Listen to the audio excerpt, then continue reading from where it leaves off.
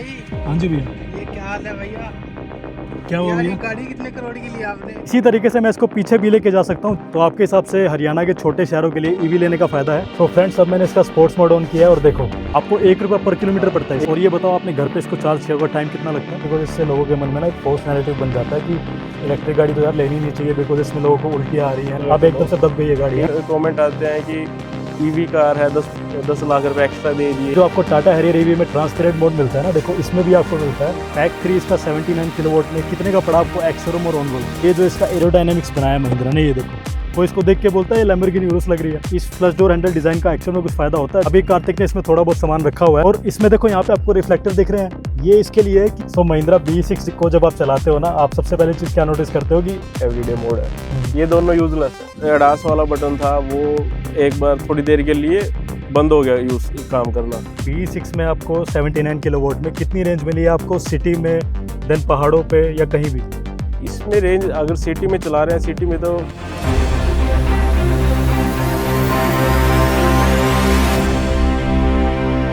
Hello everyone, my name is Manish Bhardwaj and welcome to my YouTube channel. अभी भी लोगों के मन में ना कंफ्यूजन है कि वो कौन सी गाड़ी ले, कौन से फीचर होने चाहिए, गाड़ी की रेंज कितनी होनी चाहिए, चार्जिंग में कितना टाइम लगता है। ये सबको आज हम आपके लिए क्लियर करेंगे बिकॉज ये है महिंद्रा B6 और आज हम इनके ओनर से बात करेंगे उन्होंने यही गाड़ी क्यों ली, इस गाड़ी में ऐसा क्या है जो कि बाकी इलेक्ट्रिक गाड़ियों में नहीं है, और क्या B6 आपके लिए एक ऐसी ड्रीम इलेक्ट्रिक कार हो सकती है जो कि आपके सारी नीड्स को पूरी करेगी, और क्या इस गाड़ी में कोई ऐसी प्रॉब्लम्स भी हैं जिसके बेस पे आप ये गाड़ी अवॉइड भी कर सकते हो। आज हम आपको डिटेल में बताएंगे। तो let me welcome its owner mister Kartik. Congratulations आपको B6 के लिए। थैंक यू भाई। गाड़ी यार काफ़ी अच्छी लग रही है। सबसे पहले बताओ आपने ये गाड़ी कौन सी डेट को ली और कहाँ से ली? ये मैंने 18 जून को ली है। अच्छा और अम्बाला से लिया। हमारे यहाँ पे लोकल अम्बाला पड़ता है जहाँ पे ईवी कार मिल रही थी अभी। अच्छा, ऐसे तो महिंद्रा की हमारे यमुनानगर में भी है, बट जो ईवी की जो डिलीवरी वहीं पे हो रही थी। और आपने यही कलर क्यों लिया? बिकॉज इसमें ना काफ़ी अच्छे अच्छे कलर के और भी ऑप्शंस आते हैं। नहीं, मुझे थोड़ा सा ये कलर अच्छा लगा, थोड़ी ये वाला कलर ज़्यादा एनहांस लुक दे रहा था, स्पोर्टी लुक दे रहा था, तो इसलिए मुझे स्पोर्टी कार लेनी थी, तो ये वाला कलर लिया। इस कलर का नाम क्या एग्जैक्टली? इसका टैंगो रेड कलर नाम है। Tango red. और एक बार बात करते हैं इस मॉडल के बारे में, ये कौन सा मॉडल है और कितना किलोवाट वाली बैटरी है?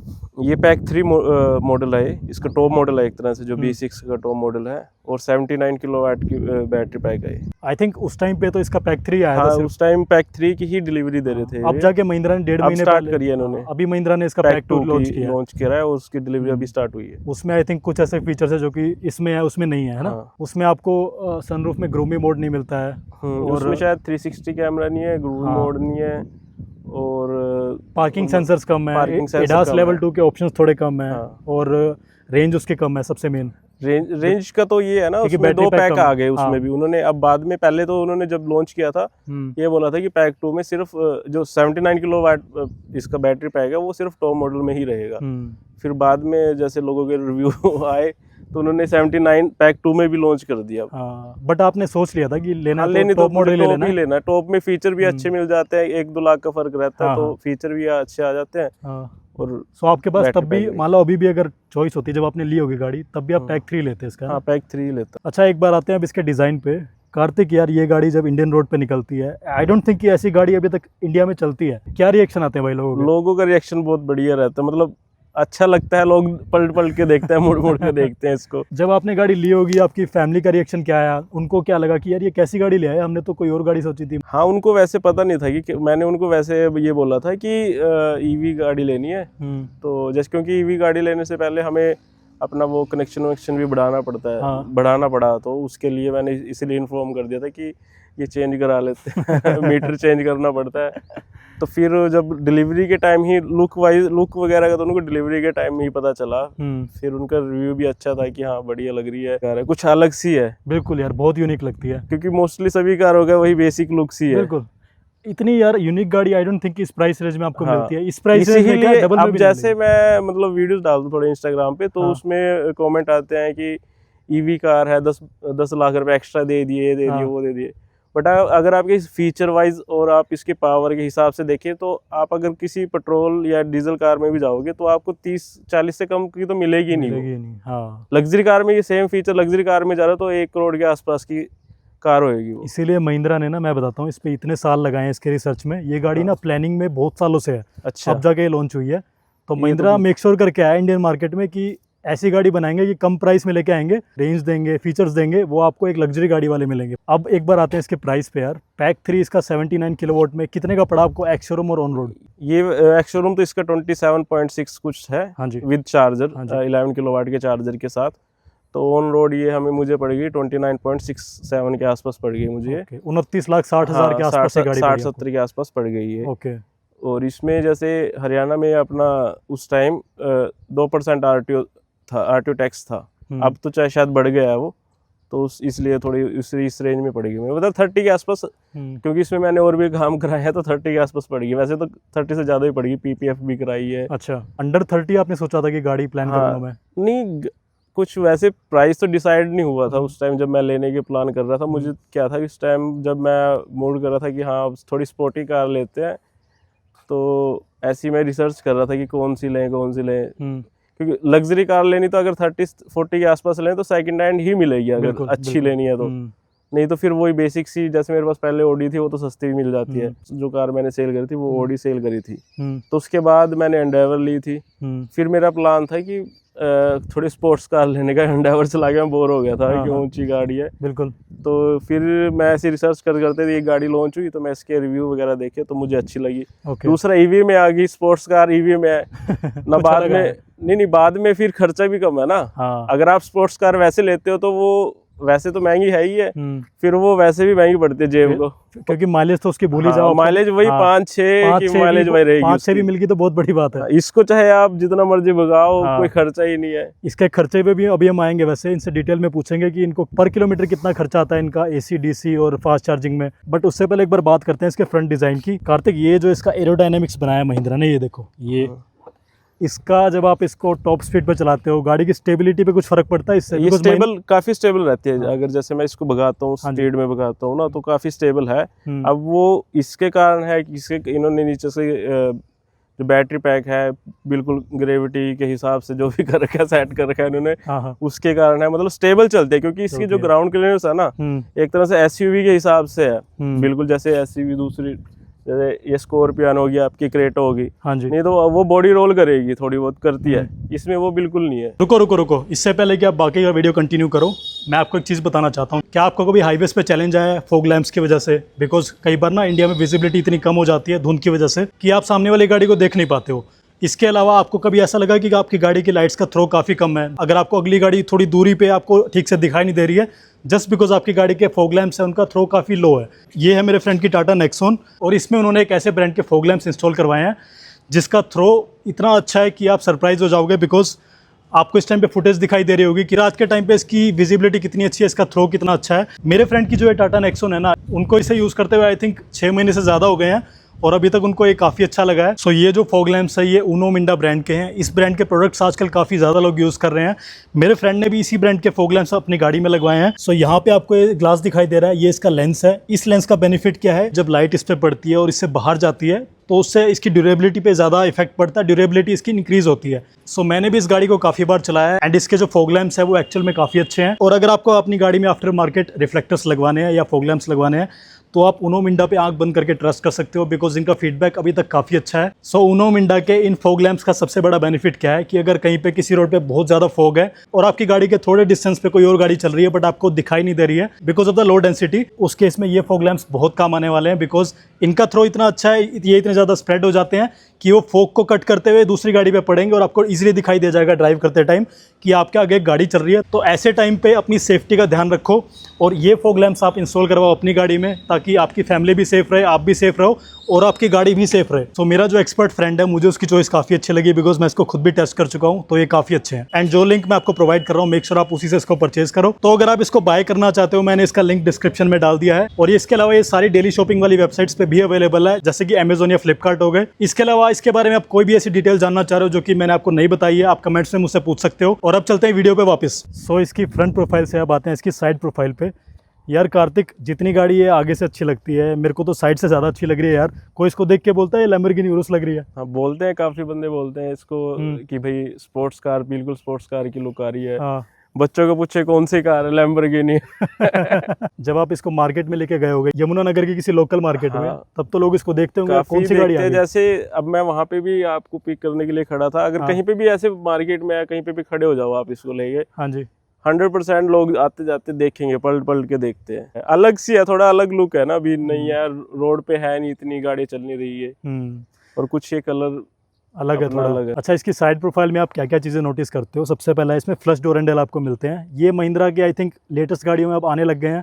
बहुत कम ऐसी गाड़ियाँ बची है महिंद्रा की 2025 में जिनमें आपको फ्लश डोर हैंडल अब नहीं मिलते।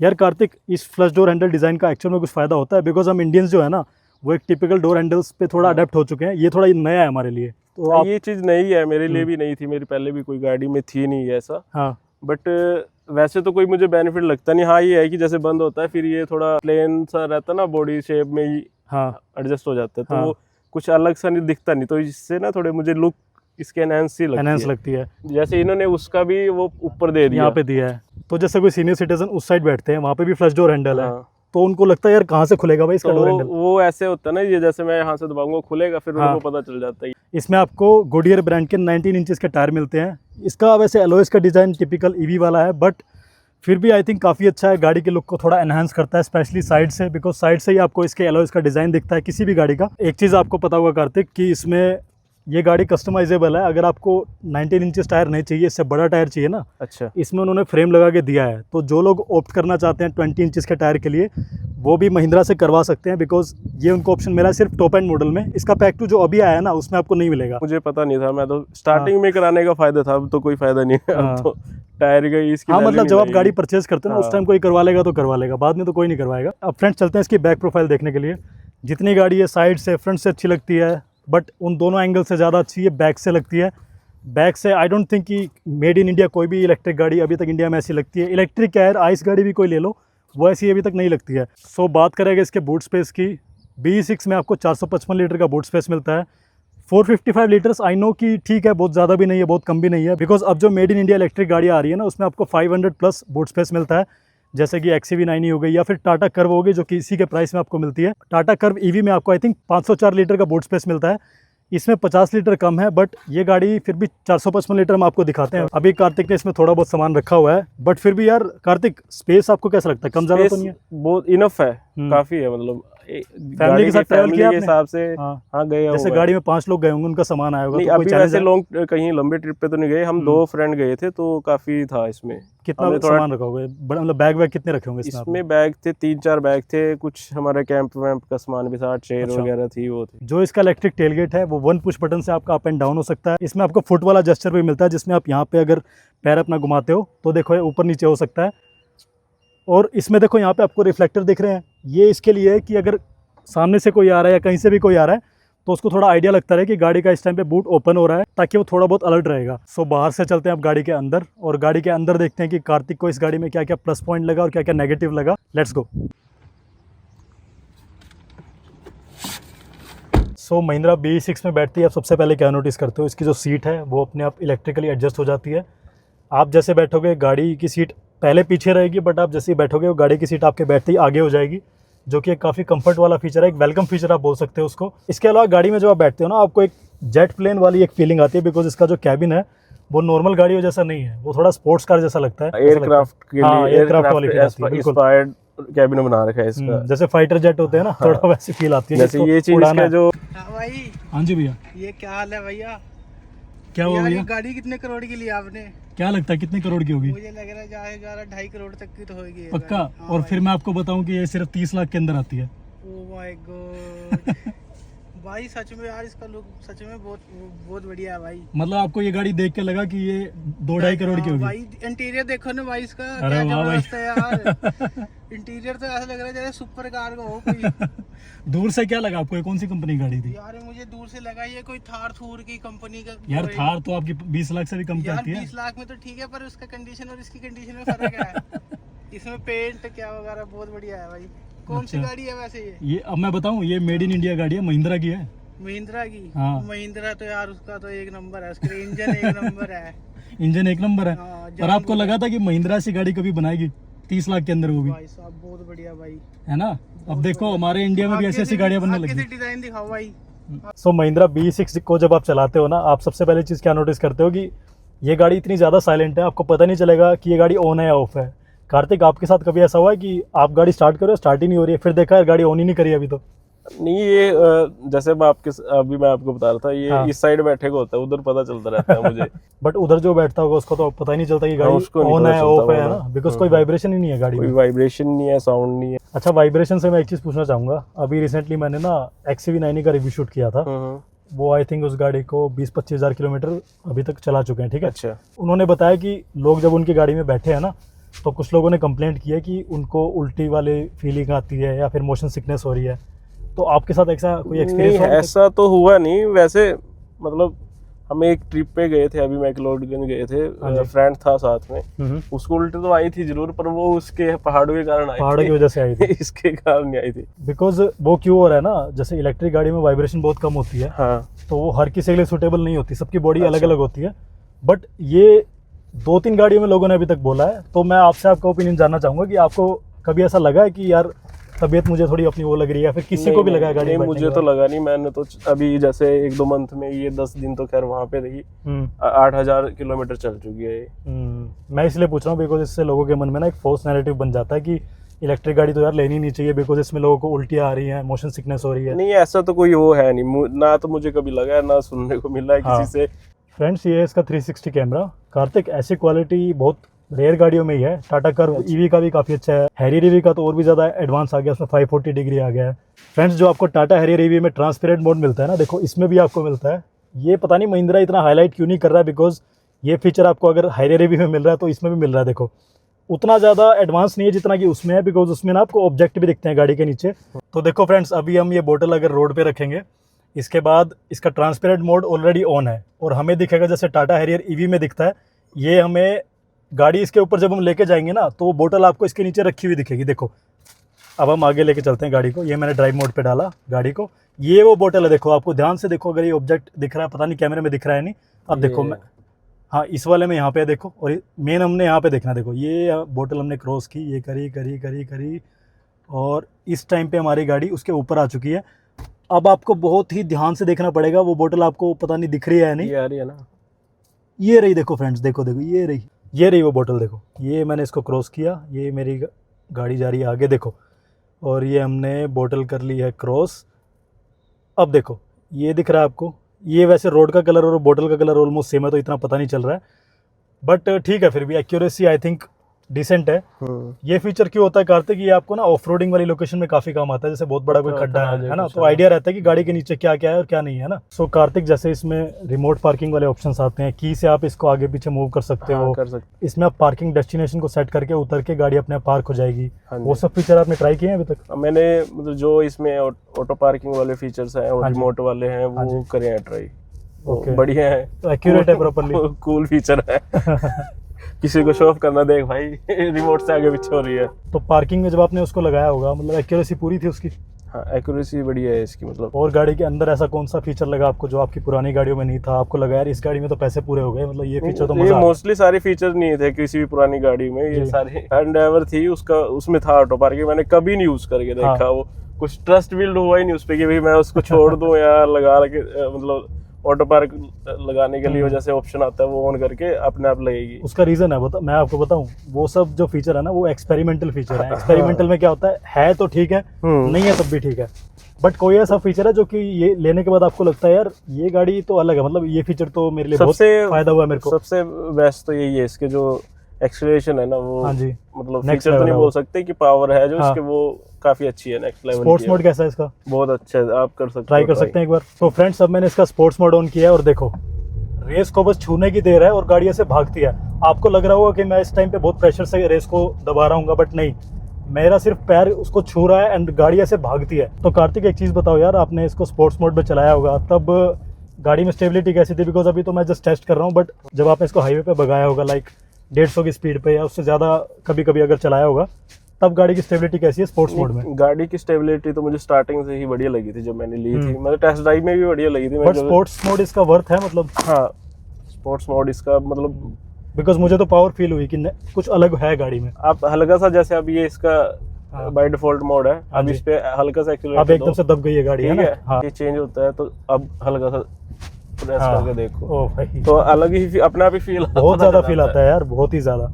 बट ये आप आई डोंट थिंक कि सिटी के अंदर तो एक्सपेरिमेंट कर पाओगे, बिकॉज थोड़ा रिस्की हो जाता है। नहीं But- वैसे तो अगर ये हाँ, अगर खाली सिटी में रोड भी आप पे, रेस हाँ। मोड के चला रहे हो तो आपको पता होना चाहिए, थोड़ा सा कंट्रोल आपके हाथ में तो है, हाँ जी। बट कैसे कहाँ देना वो चीज का है। इसके अलावा फ्रेंड्स इसमें और भी आपको मोड्स मिलते हैं। आपको इको मोड मिलता है, आपको सिटी मोड मिलता है, आपको स्पोर्ट्स मोड तो मैंने आपको दिखाई बट दिया मिलता ये है। इसका मैं बताता हूँ आपको, इन्होंने जो ने मोड दिए थे, जैसे एक इसका रेंज मोड है और एक ये एवरीडे मोड है, हम्म, ये दोनों यूजलेस है, कोई यूज नहीं है इनका। इन्होंने बाद में इंट्रोड्यूस कर दिया था डिफॉल्ट मोड।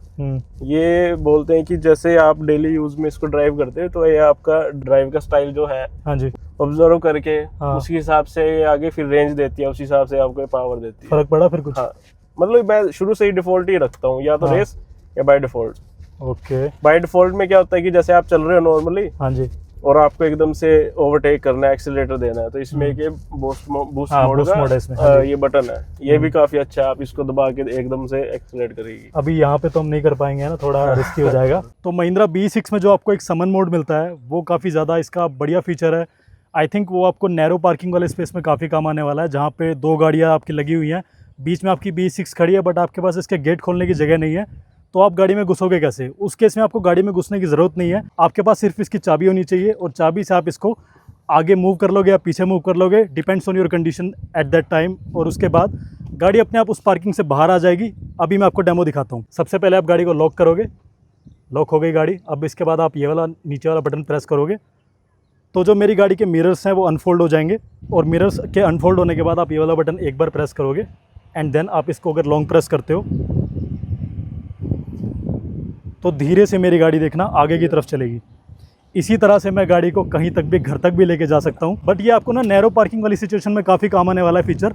जैसे मैं इसको आगे लेके आया हूँ, मैं इस गाड़ी को पीछे भी लेके जा सकता हूँ, इसी तरीके से मैं इसको पीछे भी लेके जा सकता हूँ। जैसे ही मैं गाड़ी के देखो पास आऊँगा ना, गाड़ी में अपना ब्रेक लग जाएगी, बिकॉज इस गाड़ी में ना इतनी स्मार्टनेस तो है कि अगर गाड़ी के सामने कोई ऑब्जेक्ट आ गया या कोई भी आदमी आ गया तो ये गाड़ी अपने आप वहीं पे रुक जाएगी। ये आपको एक सेफ्टी वाइज फीचर दिया गया है, सारी सेफ्टी को ध्यान में रखते हुए।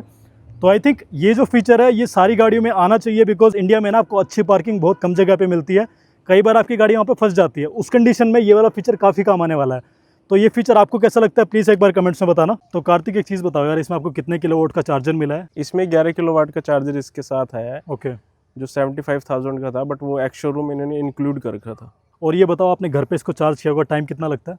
इस पे मान लो ये 11 किलोवाट का चार्जर है, अगर 0 to 100 करते हैं तो 6 से 7 घंटे लगते हैं इसमें। और कहीं रास्ते में फास्ट चार्जिंग की है? फास्ट चार्जिंग तब कितना टाइम लगा होगा? भाई चार्जर के ऊपर डिपेंड करता है, क्योंकि देखो हर जगह अलग अलग किलोवाट के चार्जर है, कभी कहीं पे 30 किलोवाट का है, 60 किलोवाट का है। वो था 120 किलोवाट का चार्जर था। अच्छा, उसने तो बहुत फास्ट कर दिया था वो। तो कितना हम time लगा जैसे होगा approximate? गाड़ी खड़ी करी, हम्म, इसमें लगा था हमारा 20-25 मिनट लगे थे ये 40 to 100 होने में। सो आप जैसे यमुनानगर में रहते हो, यहाँ पे चार्जर की अवेलेबिलिटी है अच्छी? हाँ है यहाँ। तो आपके हिसाब से हरियाणा के छोटे शहरों के लिए ईवी लेने का फ़ायदा है? फायदा है अगर आसपास चार्जर भी है, नहीं फिर अगर वो डिपेंड करता है आपका यूज केस क्या है सबसे पहले तो, कि आपका ईवी कार ले रहे हो या फिर आपकी डेली ड्राइव कितनी है। क्योंकि मेन तो घर पे चार्जर लग जाएगी, जैसे बाद में चार्जर इंस्टॉल हो जाएगा, फिर उसके बाद आसपास के 20-30 किलोमीटर के एरिया में चार्जर हैं, शहर हैं जो आसपास के, उसमें सभी में है। और जैसे आपने बताया कि इतने घंटे लग जाते हैं आपको चार्जिंग में, हाँ। आपने कभी कॉस्ट मेजर किया कि आपको पर किलोमीटर कितने पड़ेंगे गाड़ी में? हाँ, ये अगर घर पे चार्ज करते हैं तो घर पे 1 से सवा 1 रुपए के आसपास किलोमीटर पड़ता है। आपको 1 रुपया पर किलोमीटर पड़ता है? 1 से 1.5 के मान लो, 1.5 रुपए के आसपास पर किलोमीटर पड़ता है। और वो दूसरे वाले अगर दूसरे से करता है वही आप, जैसे वो यूनिट चार्जेस जैसे घर पर है 8-9 रुपए घर पे है। हाँ जी। और बाहर अगर जैसे कुछ चार्जर्स के हैं 14-15 रुपए यूनिट, कुछ के हैं 21 से 24 रुपए, तो वो 3 से 4 रुपए वही फिर उस हिसाब से आप बढ़ा लो बस। कार्तिक, आपने इस गाड़ी के बारे में इतना कुछ पॉजिटिव मुझे बता दिया, मेरे को तो बहुत अच्छी लगती है गाड़ी सीरियसली। पर यार कोई गाड़ी ना परफेक्ट तो होती नहीं, आपको ही पता है। आपको महिंद्रा B6 में ना नेगेटिव क्या लगा कि आप परेशान हो गए यार, ये क्या हो गया गाड़ी में? नहीं, परेशान वाली बात तो नहीं है। एक तो सबसे पहले तो मेन इनका, कोई भी कंपनी है उनका कोई अगर नया प्रोडक्ट आएगा उसमें कुछ ना कुछ इशू आएंगे ही फर्स्ट सेकंड लोट में। हाँ जी, क्योंकि एक तरह से कंपनियां कस्टमर पे ही ट्राई करते हैं कि वो एक्सपेरिमेंट करती हैं आजकल। बिल्कुल। तो इसमें हल्के फुल्के सॉफ्टवेयर, बेसिकली ये सारी गाड़ी सॉफ्टवेयर बेस्ड है। हाँ जी। इंजन तो है नहीं, मोटर है और बैटरी है और सारा सॉफ्टवेयर के साथ इन्होंने प्ले कर रखा है। तो वो ग्लिच आया है मेरे पास। अच्छा, एक इसमें मेजर आया था, वो वायरिंग का था। बट महिंद्रा वालों का मुझे सबसे बेस्ट चीज़ यही लगी कि उनकी आफ्टर सेल सर्विस बहुत बढ़िया है। वो मतलब अच्छे से आपको हैंडल करते हैं, मतलब अपडेट भी देते हैं, बताते भी हैं। अभी जो इसका ग्लिच था उसमें मेरे 10 दिन ये अपना वर्कशॉप में रही है। अच्छा, तो उन्होंने पूरा उसको आइडेंटिफाई किया, फिर ऑब्जर्व करा। अभी ये क्या कर रहे हैं, अगर छोटा भी उनको इशू दिखता है वो पूरा पार्ट चेंज करा देंगे। अच्छा।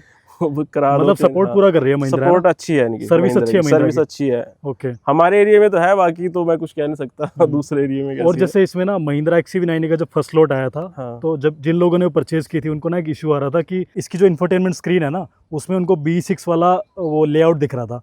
तो आपने जब ली होगी आप नई गाड़ी, तो इसमें कुछ ऐसा हुआ था? इसमें नहीं, जब इसमें तो V6 का ही आया है, V6 कार थी तो मतलब ऐसा कोई इशू नहीं आया ना? नहीं, इसमें वो हल्के फुल्के और ग्लिच आए हैं। जैसे कई बार इसका कुछ एक बटन, एडास वाला बटन था, वो एक बार थोड़ी देर के लिए बंद हो गया यूज काम करना। अच्छा। तो वो बंद हुआ, उन्होंने पूरा वो चेंज कर दिया। एयर बैग जो पूरा वो पैनल है ना आगे का, हाँ जी, वो पूरा चेंज करके दे दिया। फिर थोड़े बहुत और जो हल्के फुल्के ग्लिच आए हैं तो वो मतलब करके दे रहे हैं। अगर कुछ भी आता है, उन्होंने ग्रुप बना रखा है, वहाँ पे वीडियो डाल दो बना के, वो तो मतलब ठीक कर आप पे महिंद्रा ने पूरा एक्सपेरिमेंट किया है कि पहले कार्तिक पे टेस्ट कर लेते हैं क्या क्या दिक्कतें आ रही हैं। मुझे तो लगता है यार मेरी गाड़ी में इसमें आए हैं, क्योंकि मैंने एक कलर, मैं सोचता था यार मैंने एक कलर ऑन ऑर्डर पे मंगाया कभी कहीं उन्होंने इसी में इतनी प्रॉब्लम दे दी हो कि टेस्ट कर लेते हैं, कार्तिक तो को दिक्कत आएगी तो ठीक है हम ठीक कर देंगे, नहीं तो चलने दो। अगर वो ठीक ना करके दे रहे हैं या कुछ इशू है, फिर थोड़ा सा फील होता है कि भाई दिक्कत है और ये नहीं सपोर्ट नहीं कर रहे। बट इनका अच्छा लगा मुझे, रिस्पॉन्स अच्छा है। जो उनके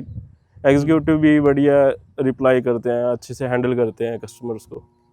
तो फ्रेंड्स, अब आते हैं लास्ट और सबसे इम्पोर्टेंट क्वेश्चन पे। ईवी लेने से पहले ना हर कोई उसके बारे में ही सोचता है, वो है रेंज।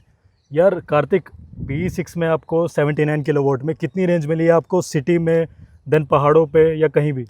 इसमें रेंज अगर सिटी में चला रहे हैं, सिटी में तो मतलब 500 के आसपास ऊपर नीचे थोड़ा आपको बहुत मिली है इतनी? हाँ, आ जाती है। ओके। और जैसे हम हाईवे पे भी गए, मतलब एक अगर आप एवरेज पकड़े ना इसका 450 to 500 के बीच में इसकी है, मिल रही है आपको इतनी? हाँ, आ जाती है इसमें। बट अगर आप भगा रहे हो पूरा वो कर रहे हो, फिर नहीं, मतलब ये है कि नॉर्मल चलाने में। मेरा नेक्स्ट क्वेश्चन वैसे वही था कि अगर आप इसको स्पोर्ट्स पे चला रहे हो, फिर तो 350 के, फिर 400 के बीच में आएगी। इतनी आई होगी। पहाड़ों पे लेके गए इसको आप? हाँ, लेके गया था। तो रीजनरेशन कितना हुआ? अच्छा है इसका रीजनरेशन बहुत अच्छा लगा मुझे। हम मैक्लोडगंज में जब पहुंचे थे, तब इसकी रेंज 43% के आसपास बची हुई थी। जैसे हम वहाँ पे पहुंचे तो पहुंचने पे इसकी 42-43% के आसपास बैटरी बची हुई थी और रेंज दिखा रहा था ये 153 किलोमीटर की। फिर वहाँ से हमें जो चार्जर हमने सेलेक्ट किया था कि जिस चार्जर पे हमें गाड़ी करनी है, जिससे हमने जाते टाइम करी थी, वो 183 किलोमीटर था।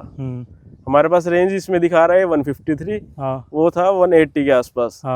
बट फिर भी मुझे पता तो था ही कि अपना थोड़ा डाउन हिल्स में जाएगी तो रीजनरेशन भी होएगी, और रेंज जो है जैसे दिखा रहे हैं ये एक्यूरेट है नहीं, क्योंकि 42% है। 42 में इतनी कम तो दिखाई नहीं, क्योंकि हम जब पहुंचे जा रहे थे तो काफ़ी हिली एरिया चढ़ा था, तो इसलिए उसने ऑप्टिमाइज करके वो रेंज इसलिए कम दिखा रहा था। ओके। हम वापस भी गए, उस चार्जर पे भी पहुंचे। उस चार्जर पे पहुंचने पे भी हमारे पास 100 किलोमीटर की रेंज बची हुई थी।